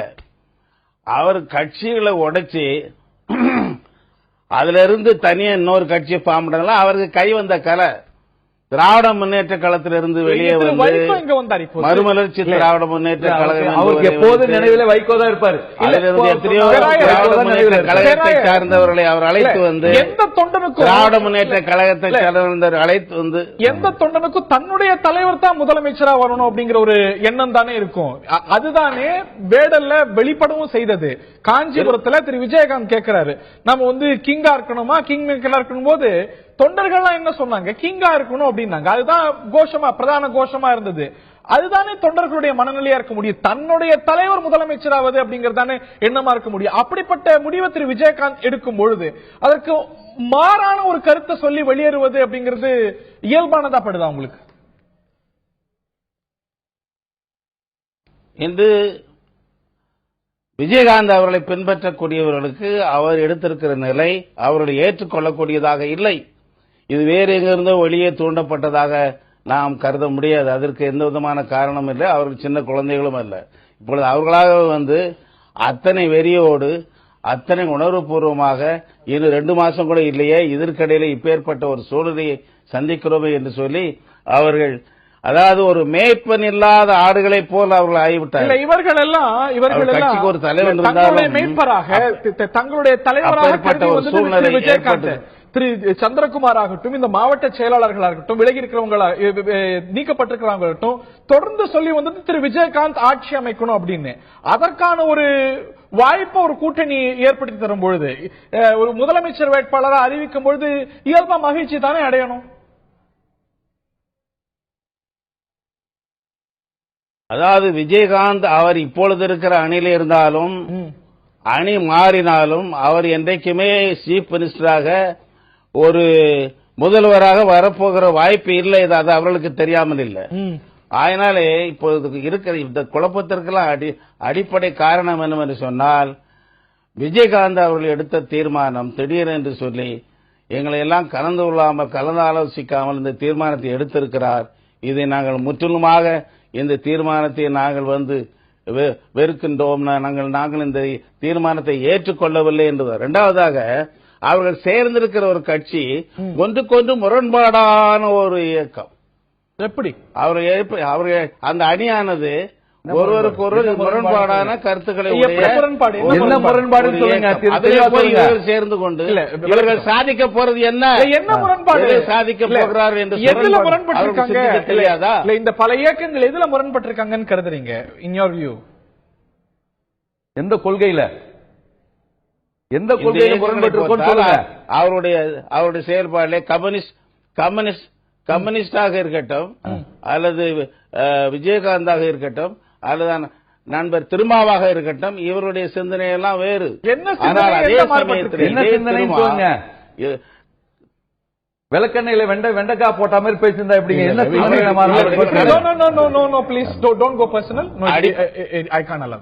எப்படி பர்சனலா போக வேண்டாம், எல்லாத்தையுமே கேட்டுக்கலாம், அன்பா கேட்டுக்கலாம். அடிப்படை கொள்கையிலே அவர்கள் முற்றிலுமே மாறுபட்டவர்கள். எந்த கொள்கைன்னு சொல்லுங்க? அடிப்படை கொள்கையிலே அவர்கள் ஒன்றுக்கொன்று முரண்பட்டவர்கள். ஒன்றுக்கொண்டு தேர்தல் கூட்டணி வைப்பது அப்படிங்கிறது சுதந்திர காலத்திலிருந்து சுதந்திர திமுக வைத்தது, பாஜகவோடு பல கட்சிகள் வைத்தன, முரண்பட்ட கட்சிகள் வைத்தன, அதிமுக வைத்தது, பல கட்சிகள் வைத்தன. இப்படி ஒரு காமன் மினிமம் புரோகிராம்ல கூட்டணிக்கு வருவது அப்படிங்கிறது முன்பு முன்னுதாரணம் இல்லாத ஒரு விஷயம் இல்லையே. Of course there are differences. ஆக இப்பொழுது அவர்கள் மேல் யாரும் தெரிவிக்கவில்லை, அவங்க தலைமையின் தீர்மானத்தை நீங்கள் ஏற்றுக்கொள்ளாதீங்க என்று சொல்லி இவர்களுக்கு இயல்பாக இந்த கூட்டணியில் இருப்பது அந்த அமைப்பை சேர்ந்த விஜயகாந்தனுடைய கட்சியை சேர்ந்த யாருக்கும் எந்த உடன்பாடும் இல்லை. தொண்டர்களுடைய தலைவர் அங்கே போயிருக்கலாம், தலைவருடைய துணைவியார் அங்கே போயிருக்கலாம், ஆனால் இவர்களுக்கு எந்த உடன்பாடும் இல்லை. அது ஒரு காரணம். அடுத்தபடியாக தலைமை இல்லாத ஒரு சூழ்நிலை. கலைஞரின் கொள்கை பரப்பு செயலாளர் இருக்கின்ற மரியாதைக்குரிய பேராயர் அவர்கள் மீது எங்களுக்கு எப்பொழுதுமே மரியாதை உண்டு, நான் தவறாக சொல்லவில்லை. ஆனால் முரண்பாடு விமர்சனங்கள் முரண்பாடான கொள்கைன்னு சொல்லி எதை சொல்றாரு நமக்கு தெரியும். நான் பர்சனலா சொல்ல, அவர் மேல என்ன இருக்குது, நானும் வந்து அந்த சமுதாயத்தை சார்ந்தவன் தான், எனக்கு பர்சனலா ஒண்ணும் கிடையாது. எப்ப பார்த்தாலும் மனம் திருந்திய மைந்தன், மேய்ப்பாளன், நல்ல மேய்ப்பானன் இல்லாத மந்தைன்னு சொல்றாங்களே, அது பைபிளுடைய நல்ல உதாரணம். ஆனா வந்து மனம் தெரிஞ்ச மைந்தன் சொல்றாரு, அது யாரும் சொல்றாருன்னு தெரியல. ஒரு அப்பாவுக்கு 2 குழந்தைகள் இருந்தாங்க, ஒருத்தர் நல்லவனா இருந்தா இன்னொருத்தர் கெட்டவனா இருந்தா அவர் யாரை மென்ஷன் பண்றாருன்னு எனக்கு தெரியல. அது இல்லாம இடைவேளைக்கு முன்னாடி நண்பர் பிரசன்னா சொன்னாரு, நாங்கெல்லாம் கசைக்கப்பட்ட குப்பைகள் சொன்னாரு. அதை நான் வன்மையாக கண்டிக்கிறேன். கசைக்கப்பட்ட குப்பைகளுக்காக இல்ல, நான் பதில் சொல்லல. கசைக்கப்பட்ட குப்பைகள் சிரிக்காதீங்க. இந்த சிவப்பழப்பு சிரிக்க எனக்கும் தெரியும். இதெல்லாம் கசைக்கப்பட்ட குப்பைகள் எப்படி சார் அலோ பண்றீங்க? இல்ல இல்ல, வேலூர் சிறைச்சாலைக்கு வந்து ஒரு வேலூர் சிறைச்சாலைக்கு வந்து மணிக்கணக்கில் காத்துக்கிட்டு இருந்தா அப்ப கசைக்கப்பட்ட குப்பைன்னு தெரியலையா? பொடா சிறைச்சாலைக்கு பூந்தமல்லிக்கு வந்து 2 மணி நேரம் காத்துட்டு இருந்தீங்க, அப்ப கசைக்கப்பட்ட குப்பைன்னு தெரியலையா? என்ன வாய்க்கு வந்தபடி பேசிட்டு இருக்கிறேன். இதை தாண்டி போகணும்னு நினைக்கிறேன். அனலைஸ் பண்ணிட்டு இன்னும் ரச குறைவா தான் போகும். இல்ல பிரச்சனை அவருக்கு பதில் சொல்ல கேட்க வேண்டிய கேள்விகளை பதில் சொல்லலைங்க. திரு அந்தரிதாஸ் திரு பேராயர் சொல்லக்கூடிய விமர்சனம்னா, தொண்டர்கள் தானா விரும்பி வராங்க, இந்த சூழ்நிலையில வராங்க அப்படின்னா அது திணிக்கப்பட்டதா இருக்க முடியாது, யாரும் கூட்டிட்டு வந்ததா இருக்க முடியாது, அவங்க விருப்பம் இல்லாம எங்கேயும் போக மாட்டாங்க அப்படின்னு. 2011 தேமுதிக கூட்டணி வைத்தது, அதிமுகவோட கூட்டணி வைத்தது. அந்த தேர்தல் சமயத்துல தொண்டர்கள் யாரும் இது போல இவ்வளவு வெளியில வரல, மாவட்ட செயலாளர்கள் வரல, நிர்வாகிகள் வரல. 2014 தேசிய ஜனநாயக கூட்டணி அமைத்தது. அன்னைக்கும் கூட திமுக கூட சேருவாங்க அப்படிங்கிற எதிர்பார்ப்பு இருந்தது. அது நடக்கல. அன்னைக்கு திரு சந்திரகுமாரோ வேற சில எம்எல்ஏக்களோ அதை காரணம் காட்டி வரல. இந்த கூட்டணி அமையும் போது வராங்க அப்படின்னா தொண்டர்கள் மத்தியில இல்ல நிர்வாகிகள் மத்தியில திமுக கூட்டணி குறித்த எதிர்பார்ப்புகள் இருந்தது. அதனது வெளிப்பாடா ஏன் இதை பார்க்க கூடாது? அப்படி எதிர்பார்ப்பு இருந்த மாதிரி எங்க நமக்கு தெரிஞ்சது? ஒரு பொதுக்கூட்டத்தில், மகளிர் அணி கூட்டத்தில் லட்சக்கணக்கான பேர் கலந்து கொண்டிருக்கின்ற கூட்டத்தில் கிங் மேக்கரான்னு சொல்லும்போது கிங் தான் சொன்னாங்க. பத்திரிகையாளர்களை திரும்பி பார்த்துக் கொள்ளுங்கள், அதுதான் ஒரு தலைவர் நடக்க. சுடுதலும் குளிரும் உயிர்க்கில்லை, சோர்வு வீழ்ச்சிகள் தொண்டருக்கில்லை என்கின்ற ஒரு தொண்டர் கூட்டத்தை வைத்துத்தான் அடித்தளம். அதுதான் கட்டடத்தை பத்தி நாம் பார்க்கிறோம். கட்டடத்தில் இருக்கின்ற சில கலசங்கள் விடுறதுனால அது கட்டடத்துக்கு ஆபத்துன்னு சொல்ல முடியாது. அடித்தளம் சரியா இருக்குதான், மரம் விரிந்து பறந்து கிடக்கும், ஆனா அந்த மரத்துக்கு ஆணிவேர் சரியா இருக்கான்னு சொல்லி ஆணிவேராக இருக்கின்ற அந்த தொண்டர் கூட்டம் அப்படியே தான் இருக்கிறது. இந்த ஒரு 10 பேர் தான் வந்திருந்தாங்க. சொன்ன மாதிரி ஒரு மாவட்டத்திலிருந்து ஒரு மாவட்ட செயலர் வருகிறார் என்று சொன்னால் அவரை உருவாக்குவதற்கு ஒரு கட்சி எவ்வளவு, அவருக்கு முகவரி கொடுப்பதற்கு எவ்வளவு தியாகங்களை செய்திருக்கிறது. இதை விட திறமையானவர்களாக இருந்திருக்கலாம், அவருக்கு வாய்ப்பு கொடுத்திருக்கிறது. ஆனால் அந்த வாய்ப்பை வைத்துக் கொண்டு பேரம் பேசுகின்ற அரசியல் இன்றைக்கு தமிழ்நாட்டு அரசியலே தலை தூக்கி இருக்கிறது என்பது உண்மை. இல்ல திரு அந்தரிதாஸ், இவர்களே திமுக பிரிக்க நினைக்கிறது அப்படின்னா, இதே போல திமுக 2014 அழைப்பு விடுத்தது இந்த கட்சிக்கு. அன்னைக்கு கூட்டணி அமையல. அன்னைக்கு ஏன் ஒரு தொண்டர்கள் வெளியில போல, 2011 ஏன் வெளியில போல, இன்னைக்கு இந்த நிர்வாகிகள் why do they choose this moment? எல்லாத்துக்குமே அரசியல் நீங்க யார் பிரிக்கணும்னு நினைக்கிறாங்களோ why did they not choose those moments? எல்லாத்துக்குமே அரசியல்ல அந்த காலகட்டத்தில் வருகின்ற அந்த மொமெண்டம் தான் முக்கியம். எல்லாத்துக்கும் ஈழப்பிரச்சனை 50 வருடமாக இருக்கிறது. ஆனால் முத்துக்குமார் தீக்குளித்த பொழுது, பிரபாகரன் அவருடைய மகன் இறந்த பொழுதுதான் அந்த மொமெண்டம் வருது. மதுவிலக்கு பிரச்சனைக்காக போராடி கொண்டிருக்கும் எல்லா கட்டமும் தான் இருக்குது. இன்னைக்கு ஊழலை எதிர்த்து இன்றைக்கு களம் காண வேண்டிய ஒரு இக்கட்டான காலகட்டத்தில் இந்த மொமெண்டம் இங்கே உருவாகி இருக்கிறது. ஆகவே இந்த காலகட்டத்தில் இப்படி சேர்ந்ததால் சரியாக இருக்கும் என்று தொண்டர்கள் நினைத்திருக்கலாம். அதனால அந்த 2014 ஏன் சேரல, இப்பயும் ஏன் சேர்ந்தாங்க, இப்ப ஏன் தொண்டர்கள் அதுக்கு ஆமதிக்கல நம்ம கேட்க முடியாது. முதல்ல இது ஒரு பொது நிகழ்வு. அரசியல் கருத்துக்கள் 1000 விமர்சிக்கலாம். ஒரு கிறிஸ்தவ சமூகத்தினுடைய தலைவரை, ஒரு பேராயரை பொதுவெளியில இப்படி ஒரு தனிப்பட்ட முறையில தாக்குதல் நடத்துறது மதிமுகவினுடைய தலைவர் கோபால்சாமிக்கும் மன்னிக்கவும் வைகோ அண்ணனுக்கும் சரி, தட்சிணாமூர்த்தி என்கின்ற கருணாநிதி சொல்ல நினைக்கிறாரு. கோபால்சாமி திருப்பி எல்லாம் வைகோன்னு சொன்னேன்.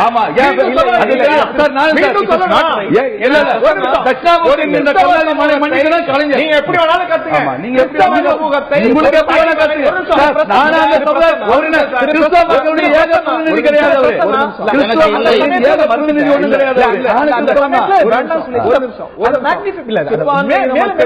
பாதுகாவலனா இருக்கிற திராவிட முன்னேற்ற கழகத்தின் சார்பாக இதை நான் வன்மையாக கண்டிக்கிறேன்.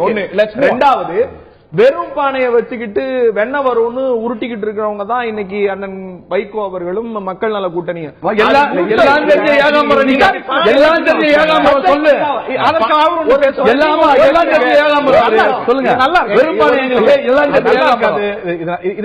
அவர் பேசினப்ப நான் குறுக்கவே பேசல.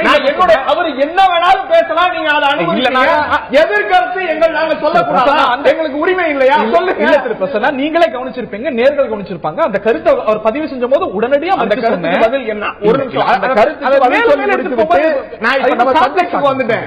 வெறும் பானையை போட்டு உருட்டிக்கிட்டு இருந்தா வெண்ணெய் வராது, அந்த பானை உடையும். அந்த கதை தான் இன்னைக்கு ஏன் இவர்கள் வரார்கள், இன்னைக்கு ஏன் வராங்கன்ற கேள்வி இருக்கு இல்லையா? தேமுதிக என்பது மக்கள் நல கூட்டணியோடு சேருகிறேன் என்று சொன்ன அன்றைக்கு தேமுதிகவினுடைய பணம், அதாவது வேட்புமனுக்காக அந்த வாக்கு, அந்த வேட்பாளர் தேர்வுல பணம் கட்டினவங்க எல்லாம் எங்க பணத்தை திரும்பி கொடுங்கன்னு கேட்ட நிகழ்வு நடந்ததா இல்லையா? அதுக்கு என்ன ஆதாரம்? ஒரு நிமிஷம், அதுக்கு என்ன ஆதாரம்? அதத்தான் சொல்றேன். யுவராஜ், அதற்கு பிறகு விஜய் தினேஷ் 2 பேரும் மாவட்ட செயலாளர்கள். நாங்க 100 கோடி கொடுத்தோம், நாங்க அதை திரும்பி கேட்கிறோம். யுவராஜ் சொன்னார், கௌடீஸ்வரனாக வந்தேன், கடங்காரனா இருக்கிற, இத்தனை கோடி எங்கள்கிட்ட பணம் கேட்டாங்கன்னு வெளியில வந்தவர்கள் சொன்னார்கள். அதுதான் காட்சி. அதனால பாதிக்கப்பட்டுதான் வெளியில வராங்க. ஒண்ணு. இரண்டாவது, இந்த மக்கள் நல கூட்டணியும் இந்த தேமுதிக இணைந்ததற்கு பிறகு இது ஒரு மிகப்பெரிய பலம் வாய்ந்த கூட்டணி, இதுதான் ஆட்சி அமைக்க போகிறது என்றெல்லாம் இவர்கள் பிதற்றினார்கள். அந்த பிதற்றலுக்கு கொடுத்திருக்கிற சவுக்கடி தான் ஏன் என்று சொன்னால், ஒருவன் ஒரு சட்டமன்ற உறுப்பினராக போகிறோம் அல்லது அந்த கூட்டணியில் இருக்கிறவர்களுக்கு இந்த கட்சி நல்ல கட்சி, இந்த கூட்டணி நல்லது, இதுதான் வெற்றி படத்தை பிடிக்க போகிறது என்ற நம்பிக்கை இருந்திருந்தால் இத்தனை பேர் அந்த இயக்கத்தை விட்டு வெளியே வந்திருக்க மாட்டார்கள். அது 1% வாக்கு கூட பெறாது, டெபாசிட்டுக்கும் கீழே போய் சேரும், பூல் போத் ஏஜென்ட் கூட என்கிற நிலையில் 8 எம்எல்ஏக்கள் விலகிய பிறகுதான் அவர்களுக்கு திமுக உட்பட மற்ற பல கட்சிகள் கூட்டணி கழித்தார்கள். அதற்கு பிறகுதான் 2014 வந்தது. அதுக்கு பிறகுதான் பழநழுவிப்பாளர் கருத்து சொன்னீங்க. என்ன முறையில மீண்டும் சொல்றேன், நீங்க 8 எம்எல்ஏக்கள் போனாங்க, இவங்க வந்தாங்கன்னு சொல்றீங்க இல்லையா? அதுவல்ல இங்க பிரச்சனை. அது வேற, இது வேற இல்ல. தெளிவா சொல்றேன், நான் தெளிவா, உங்களை விட நான் தெளிவா பதில் சொல்லுவேன். தேமுதிகவினுடைய தலைமைக்கும் அவருடைய நிர்வாகத்திற்கும் நிர்வாக குழுவுக்கும் நடந்த உரையாடல் என்ன? தேமுதிகவிலிருந்து வந்திருக்கிற எல்லோரும் என்ன சொல்லுகிறார்கள்? வேட்புமனுவை தாக்கல் செய்த போது அங்கே கேட்கப்பட்ட கேள்வி, நாம் திமுகவோடு தான் போக போகிறோம். பொதுக்கூட்டத்திலே 1000 ஒப்பீனியன்ஸ் வரலாம், 1000 கருத்துக்களை பேசலாம் தலைவர்கள். ஆனால் உள்ளரங்கிலே விவாதிக்கிற போது எங்களுக்கு நம்பிக்கை கொடுக்கப்பட்டது திமுகவோடு தான் போக போகிறோம். அதிமுகவை எதிர்ப்பதற்கு மிக வலிமையான கட்சி திமுக, அதுதான் ஆட்சி விடத்திற்கு வரும், நமக்கான எதிர்கால வாழ்க்கை எங்கேதான் இருக்கும் என்று எங்களுக்கு நம்பிக்கை ஊட்டினார். அந்த நம்பிக்கையிலிருந்து இன்றைக்கு புரண்டு போய் எங்களுக்கு கூட சொல்லாம ஒரு கட்சியினுடைய சட்டமன்ற கொறடா பத்திரிகையாளர் தொலைபேசியிலே தொடர்பு கொண்டுதான் இந்த மாதிரி நடக்குதே, எங்களெல்லாம் வெளியில நிப்பாட்டி இருக்குங்கன்னே நாங்க தெரிஞ்சுக்கிட்டோம்னு சொல்லுகிற அளவிற்கு அந்த இயக்கம் இருக்கிறது. அதனால் தன்னுடைய பொசிஷனை கட்சி கூட்டங்கள்ல பொதுக்குழுல கூட அவர் பேசிய ஒரே பொதுக்குழுல சொன்னாருங்கிறார். பொதுக்குழுல கூட எனக்கு திமுகவும் பிடிக்காது, அதிமுகவும் பிடிக்காது. நான் சொல்றது பொதுக்கூட்டம். சந்திரகுமார் இன்னைக்கு பத்திரிகையாளர் சந்திப்புல பொதுக்குழுல இப்படிப்பட்ட ஒரு கருத்து வந்ததுன்னாரு. பொதுக்குழுல அவர் பேசிய உரை பேசப்பட்ட அன்னைக்கு இதே அரங்கத்தில் நம்ம விவாதித்தோம். பொதுக்குழுல கூட அவர் சொன்னது திமுக அதிமுக கிடையாதுங்கிறதா. ஒரு நிமிஷம், இந்த பொதுக்குழுல பேசியது இந்த திமுக அதிமுக வேண்டாம் என்கிற நிகழ்வு இருக்கு இல்லையா? எல்லா சூழ்நிலைகளையும் மாறக்கூடிய நிலைமை என்பது தேர்தல் காலங்களில் அந்த அரசியல் இயக்கங்களுடைய மினிட் டு மினிட் சேஞ்ச். இதே ஒரு விஷயம் சொல்றேன், 2006 அண்ணன் வைகோ அவர்கள் காலை மாலை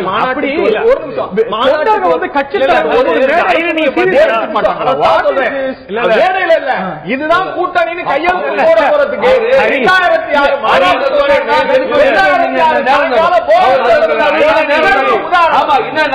உறவாடி கெடுத்து கட்சியை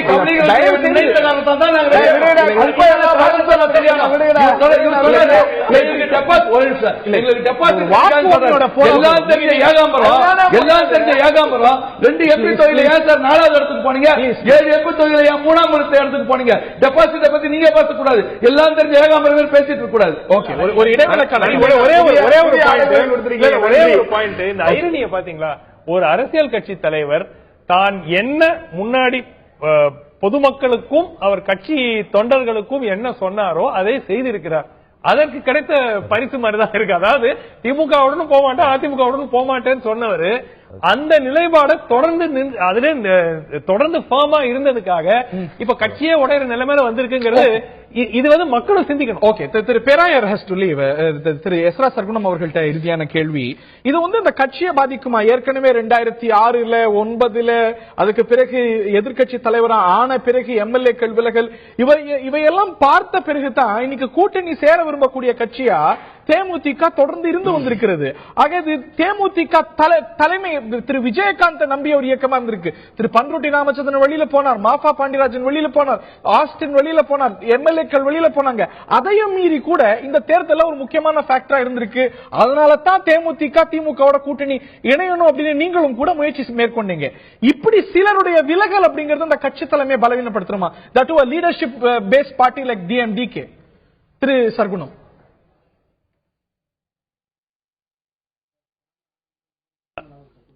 என்னுடைய கருத்துக்கு மாறாக வேற யாரும் கருத்து சொன்னால் எனக்கு எந்த விதமான ஆட்சேபனையும் இல்லை. அதனாலே எனக்கு ஆதரவாக யாரும் பேச வேண்டிய அவசியம் இல்லை. முதல்ல நான் சொல்லக்கூடிய கருத்து என்னவென்று சொன்னால், இப்பொழுது ஏற்பட்டிருக்கிற இந்த சூழ்நிலைக்கு அவர்கள் முதலாவதாக அவர்கள் அமைந்திருந்த அந்த அணி, அது எங்க இருந்து அவர்களுக்கு ஃபண்டிங் வந்ததோ அதெல்லாம் நமக்கு தெரியாது. அவர்கள் ஏதோ இயங்கிக் கொண்டிருந்தார்கள். இதை வச்சு நம்ம கதையை ஓட்ட முடியாது என்று சொல்லிதான் கண்டிப்பாக நாம போய் தேமுதிக தலைவரை அணியை அவரை இங்கே கொண்டு வருவோம், அப்பொழுது ஒரு வலுவான கூட்டணியாக மக்கள் முன்பாக தெரியும் என்று நினைத்தார்கள். ஆனால் அது நடக்கவில்லை. காரணம் என்னவென்று சொன்னால், அவர்களே ஏற்றுக்கொள்ள முடியாத ஒரு நிலை. கண்டிப்பாக இந்த அணியினாலே ஜெயலலிதாவை வீழ்த்த முடியாது என்பது எல்லாருக்கும் தெரியும். இன்னைக்கு தமிழகம் முழுவதிலும் இருக்கக்கூடிய சூழ்நிலை எல்லாருடைய கருத்து என்னவென்றால், இந்த ஆட்சியை மாற்ற வேண்டும் என்பது. இதுல எந்த இரு கருத்தும் இருக்காது. ஆயினால அனைவரும் ஒருங்கிணைந்து செயல்பட வேண்டும். தலைமை ஆட்சிக்கு வரணும்னு நினைக்கும். அந்த ஒரு வாய்ப்பு இன்னைக்கு வந்திருக்கிறதா நினைக்குது. முன்பும் அந்த கட்சி கருதி இருக்கிறது, தனித்து நின்று இருக்கு. 2006 கட்சி தொடங்கிய முதல் வருஷத்துல, முதல் தேர்தல்ல 9 அதுக்கு பிறகு இந்த மாதிரி நிறைய டிஃபெக்ஷனை பார்த்திருக்கிறது. அந்த கட்சியுடைய அவைத்தலைவர் அந்த திரு பன்ருட்டி ராமச்சந்திரன் விலகினார். அதற்கு பிறகும் கூட இன்னைக்கு இந்த விஜயகாந்த் மையப்படுத்தி இந்த ஒரு இயக்கம் வந்துட்டு இருக்கு. இது என்ன தாக்கத்தை ஏற்படுத்த முடியும் நினைக்கிற முன்னுதாரணங்கள் இருக்கு.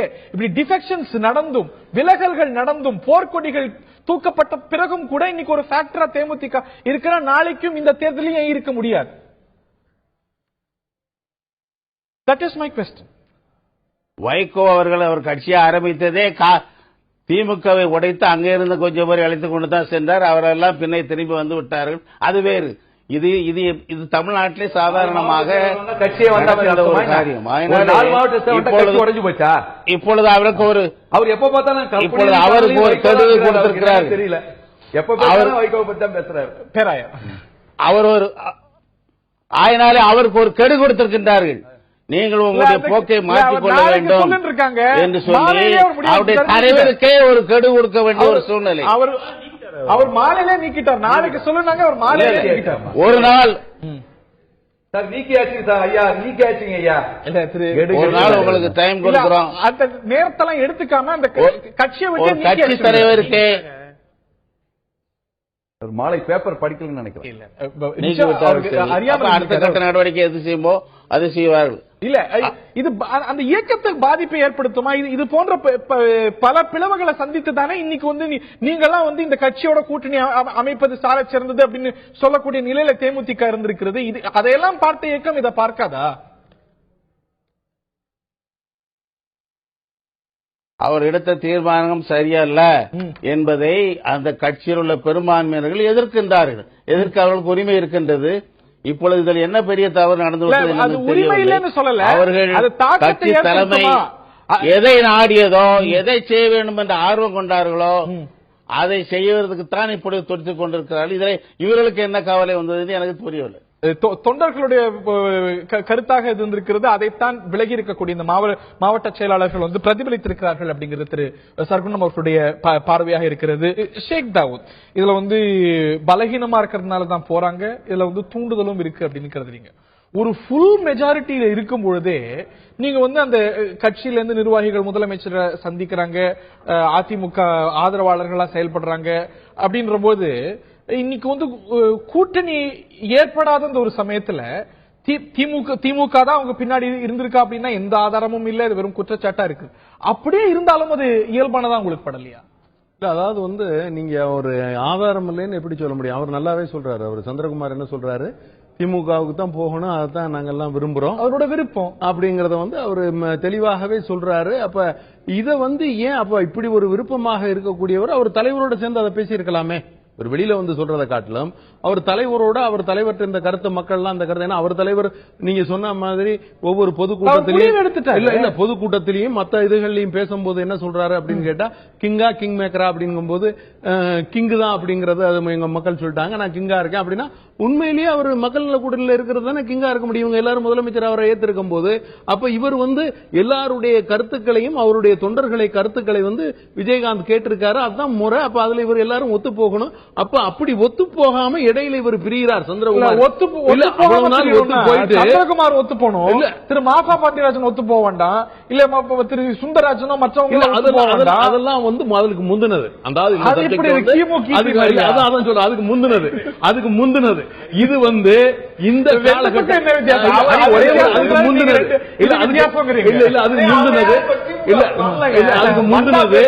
இவங்க வந்து அது திருப்பி வரலையா, இல்ல இங்க வர்றாங்க வரலையா, இல்ல இங்க வர்றாங்க.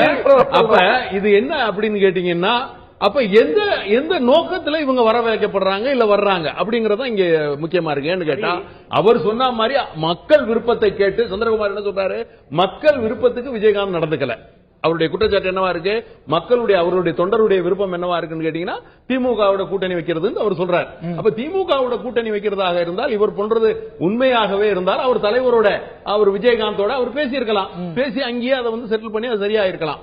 அப்ப அதையும் தாண்டி தொகுதியில் ஏதாவது பிரச்சனை இல்லாட்டி வேற ஏதாவது நிலைப்பாடு அப்படின்னா திருமாஃபா பாண்டியராஜனோ சுந்தரராஜனோ மற்ற விலகி உறுப்பினர்களோ விஜயகாந்த் மூலமா அணுகுவதானே சரியா இருக்கும். இல்லையா அந்த காலகட்டங்கள் வேற. அதான் சொல்றேன், முந்தைய காலகட்டம் இது பிந்தைய காலம், இவரு மத்த கூட்டணிக்கு சேரக்கூடிய பிந்தைய காலகட்டம். ஒரே ஒரு இந்த பிந்தைய காலகட்டத்தில் எப்படி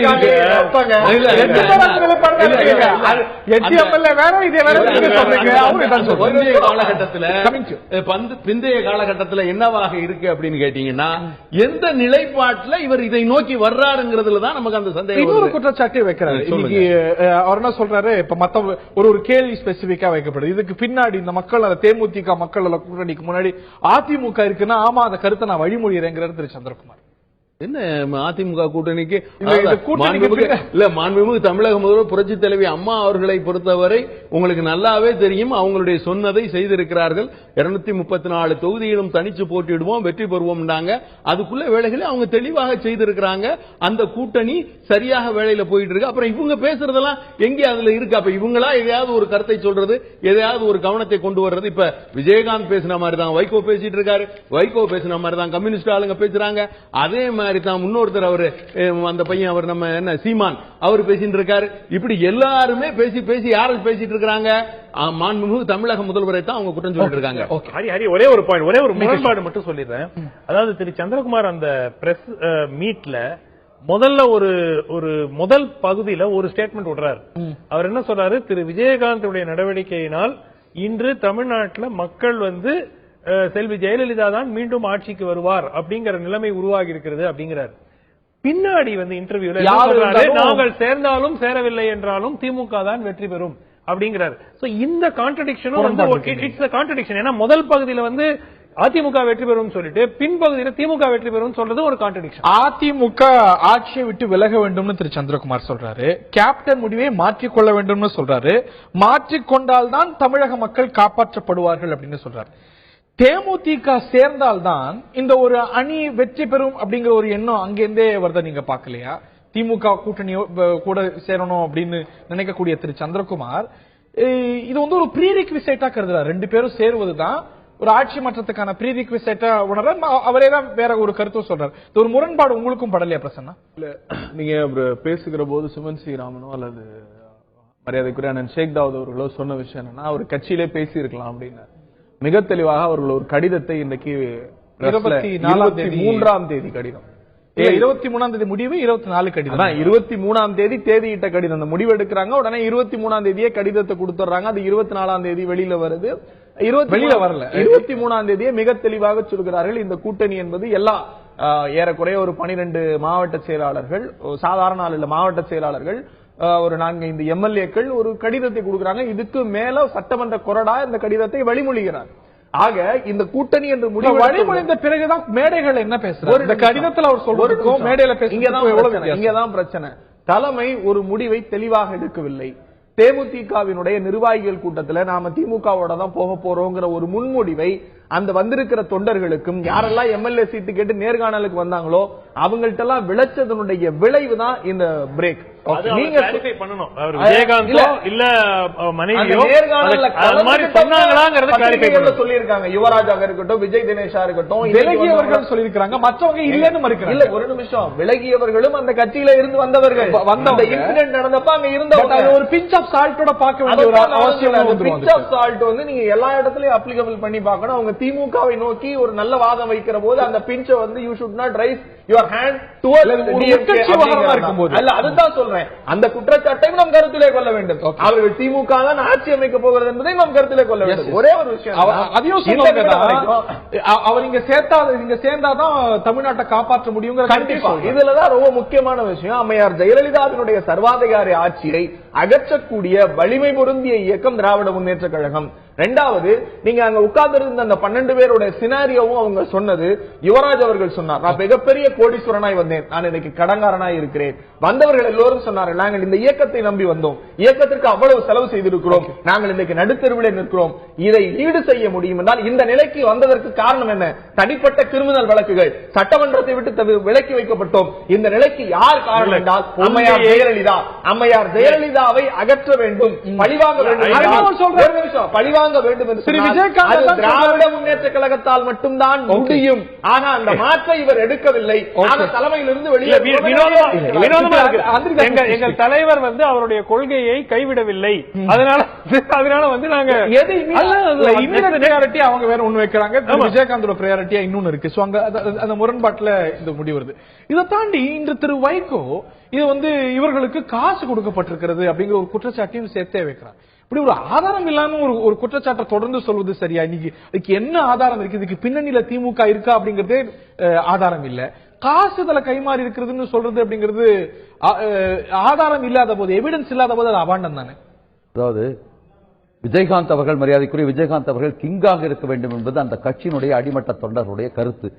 ஆனால் இவர்களை பொறுத்தவர்களை விஜயகாந்த் கிங் ஆகிறாரோ இல்லையோ எங்களுக்கு உண்டான அங்கீகாரம் வர வேண்டும் என்கின்ற நிலைமை நன்றாக தெரிகிறது. காரணம், 13 நாட்களுக்கு முன்னால் 23ஆம் தேதி இந்த கூட்டணி அறிவிக்கப்படுகின்ற பொழுது இதே மரியாதைக்குரிய சந்திரகுமார் அவர்கள் தான் அந்த நிகழ்ச்சியுடைய தொகுப்பாளர். அதிலே என்ன பேசினார்?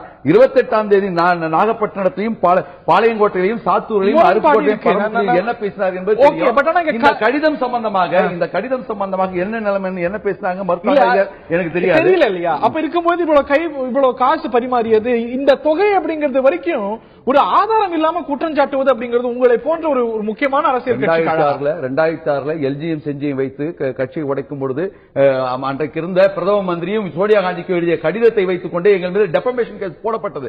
கடந்த கால வரலாறு இருக்குது. அதாவது சில டாக்டர்கள் வந்து மனசாட்சியோடு கருக்கலைப்பு செய்ய மாட்டார்கள். ஆனால் சில பேர் காசுக்காக கருக்கலைப்பு செய்கின்ற அந்த ஆதாரம் கருக்கலைப்பு எப்படி எக்ஸ்பர்ட் இருக்கிறார்களோ அப்படி கட்சி உடைப்புக்கும் எக்ஸ்பர்ட் கடந்த காலத்தில் திமுக உடைக்குது அப்படின்னா அதுக்கு ஆதாரம் வேணும். அதுலயாவது வந்து ஒரு பிரைமா ஃபேஸ் இருக்குன்னு நீங்க ஆர்கியூ பண்ணலாம். ஆனா இது காசு கைமாறி இருக்குன்னு சொல்றது அப்படிங்கிறது வந்து ஒரு ஆதாரம் எதுவும் கொடுக்காம நீங்க வந்து அங்க 500 கோடி ரூபாய், இங்க வந்து 3 கோடி ரூபாய் கைமாறி இருக்கு அப்படின்னா சரியா இல்ல. All of a sudden provocation, திடீரென்று ஒருத்தர் பிரஸுக்கு முன்னாடி வந்து தான் 13 நாட்களாக பேசிய பேச்சை மறுத்துவிட்டு இன்றைக்கு ஒரு 10 பேரோடு வந்து சொல்கிறார் என்று ரேகைகள் ஓடவில்லை. இல்ல அது ஏன்னு கேளுங்க. ஓகே, பட் இதுக்கு காசு மாறி இருக்கு, காசு கை மாறி இருக்கு, இவங்க கொடுத்திருக்காங்கன்னு சொல்றது வந்து ஆதாரம் இல்ல. கடந்த காலத்திலே அரசியலே நடந்தது ஒவ்வொரு கட்சியும் அண்ணன் சொன்னாங்க, பார்வர்ட் பிளாக்கையும் உடைச்சிருக்காங்க, பிஎன்கேயும் உடைச்சிருக்காங்க, மதிமுகவும் உடைச்சிருக்காங்க, சமதியும் முஸ்லீம் லீக்கே உடைச்சிருக்காங்க, மாப்போசி கட்சி மாத்திரம் தேமுதிக தானா கரையும் அப்படின்னு உங்களுடைய பொருளாளர் சொல்றாரு. இந்த ஒரு திமுக நோக்கிய குற்றச்சாட்டுல எழாதா? சில நாட்களுக்கு முன்புதான் தேமுதிக தானா கரையும் உங்களுடைய பொருளாளர் சொல்றாரு. அற்புதமான கேள்வி, அதுக்கு பதில் சொல்றேன். அண்ணன் சொல்றாருல, இப்ப நீங்க கேட்ட கேள்விக்கு அண்ணன் பதில் சொல்லல. இப்படி ஒரு பணம் மாறி இருக்குன்னு நேரடி ஆதாரம் இல்லாம ஒரு மூத்த தலைவர் இப்படி குற்றம் சாட்டலாமான்னு நீங்க பேசுற போது நான் குறுக்க ஒரு வார்த்தை கூட பேசல. நான் பேசினதுக்கு அப்புறம் நீங்க என்ன எவ்வளவு வேணாலும் அசிங்கமா திட்டுங்க, அது பிரச்சனை இல்ல. என்னைய பேச விடுங்க. என்ன அடிக்கடி பணத்தையும் பெட்டியும் கைமாத்துறவங்களுக்கு தான் தெரியும் எங்க பணம் மாறுனுச்சு மாறலன்னு. ஒண்ணு. ரெண்டாவது ஒரு 500 கோடி, ஒரு நிமிஷம் சார், இது என்னோட டர்ன் பேச அலோவ் பண்ண. 500 கோடி ரூபாய் எங்க இவரு திமுக நோக்கி பெட்டி கொடுத்தாங்கன்னு அந்த ஆதாரத்துக்கு அவர் பதில் சொல்லல. நீங்க கேட்ட கேள்விக்கு பதில் சொல்லல. அதுக்கு நான் மறுபதில் சொல்ல வேண்டியது என்னுடைய கடமை. ஒரு கேள்வி மக்கள்கிட்ட போகிற போது அதை தெளிவுபடுத்த வேண்டிய விடயம் என்கிட்ட இருக்கு. ரெண்டாவது இன்னமும் சொல்றேன், அவங்க இந்த இயக்கம் நிர்வாகிகளுக்குள்ளாக பேசிய விடயங்களை தான் அவர் சொன்னாரு. திமுக ஆட்சிக்கு வரணும்னு சொல்லியிருக்காரு. ஒண்ணு. ரெண்டாவது, இந்த இதே குற்றச்சாட்டை அண்ணன் வைகோ அவர்கள்ட்ட ஒரு தனியார் தொலைக்காட்சி நிருபர் கேட்கிறார், 1500 கோடி நீங்க கைமாத்துனீங்களாமேன்னு. அவரு ஒரு பொறுமையாக கூட பதில் சொல்லாமல் அந்த நிலையை கையாள தகுதி இல்லாமல் மைக்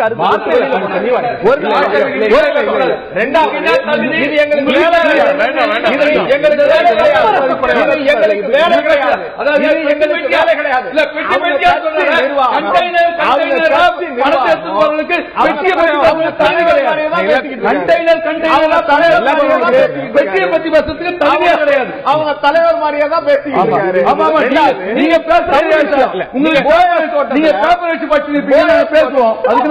தோட்டத்துல 12 கண்டெய்னர் இருக்குன்னு வைகோ அவர்கள் ஒரு குற்றச்சாட்டை வைக்கிறார். நீங்க கூட சொல்லுங்க வழக்கு. ஆனா ஒரு நிமிஷம், அதே கூட்டணியில் இருக்கிற தாப்பாண்டியன் கேட்கிறார், இருந்தா போய் எடுத்துக்க அப்படிங்கிறார். ரெண்டு முரண்பட்ட விஷயங்கள். நாம் ஒருவர் மீது குற்றச்சாட்டு வைக்கிற போது அந்த குற்றச்சாட்டுகளுக்கு ஒரு அடிப்படை ஆதாரமாவது இருக்க வேண்டும். அண்ணன் வைகோ அவர்களுக்கு வைகோ அவர்களுக்கு எதை பார்த்தா அரண்டவன் கண்ணுக்கு இருண்டதெல்லாம்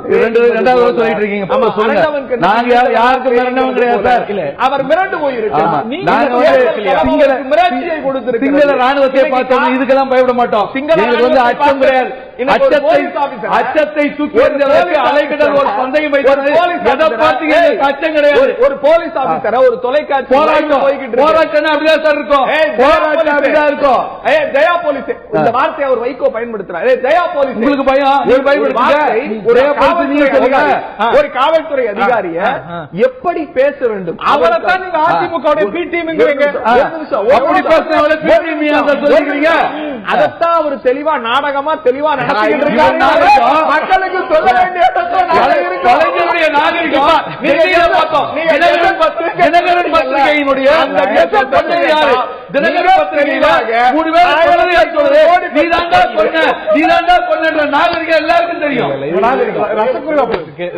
இறுதியான கருத்து ஒன்று, இது எந்த அளவுக்கு இது திமுக ஆதாரம் இல்லாமல் ஒரு குற்றச்சாட்டு வைக்கிறது தவறு நிச்சயமா. ஆனா மெயின் இஷ்யூ என்னன்னா, என்ன மோட்டிவ்? இவங்க திமுக அதிமுக இல்லாத ஒரு மாற்றாக உருவாக வேண்டும் என்று வந்த கட்சியிலிருந்து விலகி திமுகவுடன் ஐக்கியமாகிறார்கள், இல்ல அதிமுக ஐக்கியமாகிறார்கள் என்றால் என்ன ஏதேனும் ஒரு மோட்டிவ் இருக்கணும். இதன் நாளைக்கு சீட்டு கண்டெஸ்ட் பண்றதுக்கு சீட்டு வழங்கப்படணும், இல்லாட்டி கட்சியில் ஏதாவது பதவி வழங்கப்படணும். ஏதேனும் ஒரு மோட்டிவ் இருக்கும். நிச்சயமாக அந்த மோட்டிவ் நாளைக்கு போய் திமுக சேர்ந்தாங்கன்னா அது ஒன்று. ரெண்டாவது, அது நமக்கு புரியும் நிச்சயமாக. ரெண்டாவது, திமுக நோக்கி தான் போறாங்கிறது தெளிவாக. அதாவது திமுகவில் ஐக்கியமாகிறார்களா இல்ல திமுகவுடன் அதாவது சம் கைண்ட் ஆஃப் அண்டர்ஸ்டாண்டிங்ல போவாங்க. அது நம்பர்ஸ் பொறுத்து இருக்கு. தொடர்ந்து ஒண்ணு வந்தாங்க நிச்சயமா அந்த மாதிரி பண்றதுக்கு வாய்ப்பு. இறுதியான கருத்து திரு ஷேக் தாவூத். தமிழகத்தை பொறுத்தவரை மாண்புமிகு தமிழக முதல்வர் புரட்சித் தலைவி அம்மா அவர்களுடைய தலைமையை மக்கள் ஏற்றுக்கொண்டிருக்கிறார்கள். அதனால் அது தெளிவாக நடைபெறுகிறது. தேர்தல் களம் வெறும் தூசியும் துப்பட்டையுமாக இருக்கு. பாக்குறதுக்கே சைக்கிள என்ன நடக்கும்னே தெரியல. மீண்டும் 2016 தலைவி அம்மா தான் ஆட்சிக்கு வருவாங்கிறதுல எந்த மாற்றம் எல்லாருக்கும் நம்பிக்கை இருக்கும். ஒவ்வொரு கட்சிக்கும் நம்பிக்கை இருக்கும். இறுதியான கருத்து மேக் இட் வெரி ஷார்ட். அதாவது வீழ்வது தோல்வி அல்ல, விழுந்து கொண்டே இருப்பதுதான் தோல்வி. எங்களை பொறுத்தவரை விழ எழுவோம், ஒன்று விழ 9 எழுவோம். தமிழ்நாட்டில் இருதுருவ அரசியலுக்கு முற்றுப்புள்ளி வைப்போம். இறுதியான கருத்து பிரசன்னா. திராவிட முன்னேற்ற கழகத்திற்கு இது வேலை அல்ல. நாங்கள் யாரையும் அழைக்கவில்லை. தளபதி சொன்னது போல அது தேமுதிகவின் உட்கட்சி பிரச்சனை. இது குறித்து எங்களுக்கும் அந்த கட்சிக்கும் அவர்களுக்கான ரெபியூட்டுக்கும் எந்த சம்பந்தமும் கிடையாது. வந்தால் வரவேற்போம். அவர்களை தாய் கழகமான திராவிட முன்னேற்ற கழகம் அரவணைத்து அவர்களுக்குரிய அங்கீகாரத்தை கொடுக்கும். இதுவரை வந்தவர்களுக்கும் கொடுத்திருக்கிறது ஒன்று. இரண்டாவது, இந்த விடயங்களை எல்லாம் தாண்டி வருகிற திராவிட முன்னேற்ற கழகம் வருகிற தேர்தலில் மிகப்பெரிய வெற்றியை பெறப்போகிறது என்பதற்கு அச்சாரம் தான் தேமுதிகவினுடைய கொறடா அண்ணன் சந்திரகுமார் கெசட் சான்றிதழ் அளித்திருக்கிறார். அவரை நாங்கள் வரவேற்கிறோம். உண்மையான சான்றிதழ் அளிக்க வேண்டிய நாள் மே 16. அந்த சான்று கையில வர வேண்டிய நாள் மே 19. அதை கொடுக்க வேண்டியவர்கள் தமிழக மக்கள். யாருக்கு கொடுக்கிறார்கள்? அந்த நாட்கள் நெருங்க நெருங்க இந்த பரபரப்புகள், எதிர்பாராத பல திருப்பங்கள் வந்து கொண்டிருக்கின்றன. இன்னும் நிறைய எதிர்பார்க்கலாம் நேர்களே. இந்த நிகழ்ச்சியில பங்கு கொண்ட விருந்தினர்கள் அனைவருக்கும், பார்த்த நேர்களுக்கும் நன்றி.